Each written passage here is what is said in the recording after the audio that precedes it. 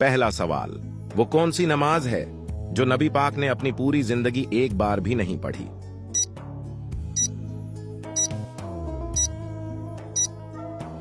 सही जवाब है दिखावे की नमाज। अगला सवाल, अगर नमाज में रकातें भूल जाए तो कौन सा काम करने का हुक्म है?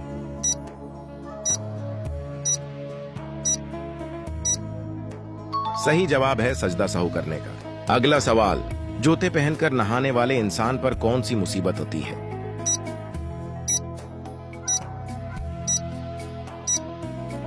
सही जवाब है रिज्क की तंगी।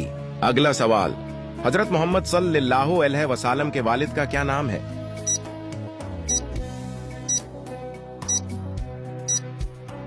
सही जवाब है हजरत अब्दुल्ला। अगला सवाल, क्या आप बता सकते हैं गुस्ल के कुल कितने फराइज हैं?